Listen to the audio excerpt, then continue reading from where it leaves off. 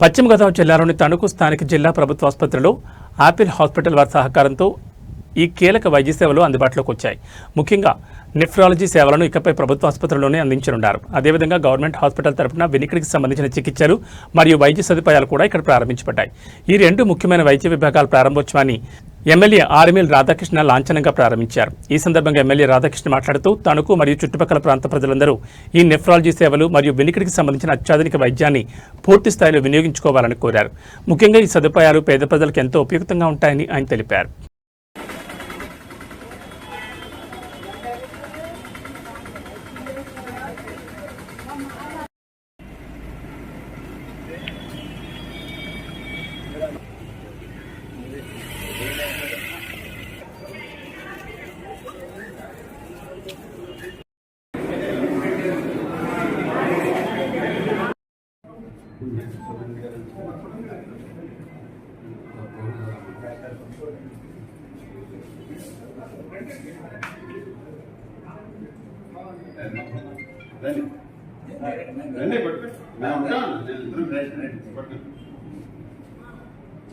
Sir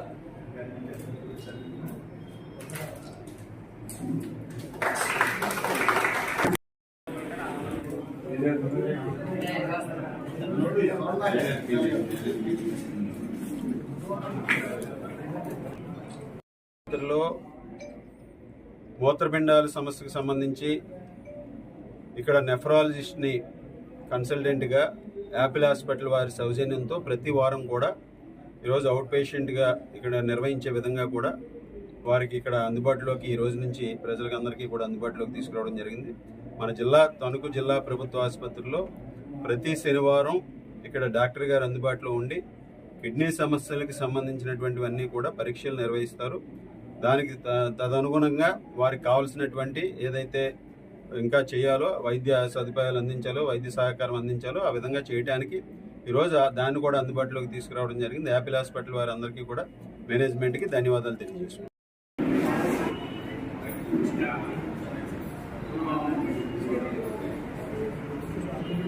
నమస్కారం అండి, నా పేరు డాక్టర్ బొత్స సాయిహరి.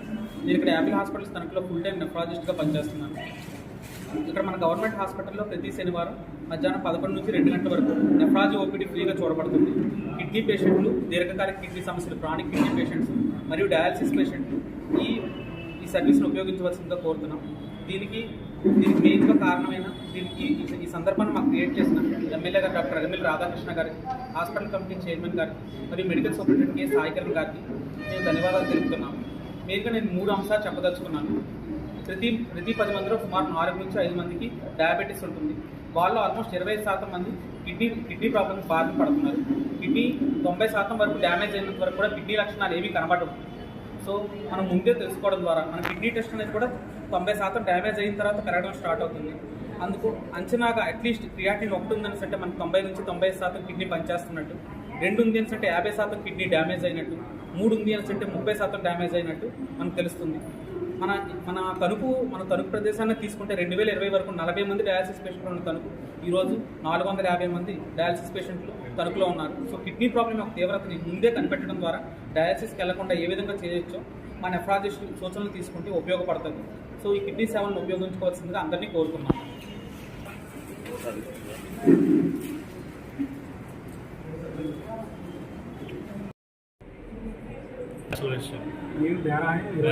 ఓపెనింగ్ అన్నమాట.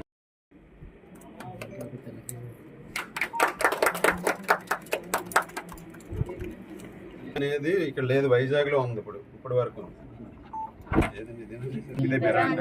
పుట్టినప్పటి నుంచి ఎవరైతే అంటే హీరింగ్ ఇంపైర్మెంట్ వాళ్ళకి పనిచేస్తారు. ఓన్లీ నవజాతశిశువులు ఎవరైతే ఉంటారో వాళ్ళకి హీరింగ్ ప్రాబ్లం ఉంటే ఇది పనిచేయచ్చు. ఇది హీరింగ్ ప్రాబ్లం ఉన్నా లేకపోయినా నార్మల్ అందరికీ టెస్ట్ చేయదు. ఇది మైల్డ్ టు. ముఖ్యంగా ఈరోజు చెవుడు, అదేవిధంగా హీరింగ్ ప్రాబ్లమ్స్ ఉన్నవారికి పరీక్షలు చేయడానికి ఉండేటటువంటి ఏదైతే ఇక్కడ మెషిన్ ఉందో, బేరా మిషన్ అంటారు. ఆ బేరా మిషన్ని గతంలో ఇక్కడ మనకి ఎక్కడా కూడా అందుబాటులో లేదు. ఉభయ గోదావరి జిల్లాల్లో కూడా విశాఖపట్నం వరకు వెళ్ళి ఏదైనా వినికిడి ప్రాబ్లం ఉన్నప్పుడు సదరంలో అప్లై చేసుకున్నప్పుడు సదరం ద్వారా వినికిడి ప్రాబ్లమ్స్కి పరీక్షలకు సంబంధించి వైజాగ్ వెళ్ళి చేయించుకుని రావాల్సి వచ్చేది. అదేవిధంగా బయట కూడా అటువంటి పరీక్ష చేయించుకోవాలంటే 4,000 రూపాయల వరకు వాళ్ళు ఖర్చు పెట్టుకునేటటువంటి విధంగా ఉండేది. ఈరోజు మన హాస్పిటల్కి సంబంధించి మన జిల్లా హాస్పిటల్లో ఈ బెరా ఎక్విప్మెంట్ని తీసుకొచ్చి మనకి ఇక్కడ సదరం ద్వారా ఎవరైతే వినికిడి సమస్యలు ఉన్నాయో అటువంటి వారికి పరీక్షలు చేయడానికి దీన్ని అందుబాటులో తీసుకొచ్చి ఈరోజు అందరికీ కూడా దీన్ని ఈరోజు మన హాస్పిటల్లో ప్రారంభించుకోవడం జరిగింది. దీనికి దాదాపు 20 లక్షల రూపాయలతో ఇక్కడ ఈ పరికరాన్ని మన హాస్పిటల్లో ప్రారంభించుకోవడం జరుగుతుంది. దీనికి సూపరింటెండెంట్ గారు అదేవిధంగా డాక్టర్ గారు అందరికీ కూడా ఈరోజు ప్రత్యేకమైనటువంటి ధన్యవాదాలు తెలుసుకుంటూ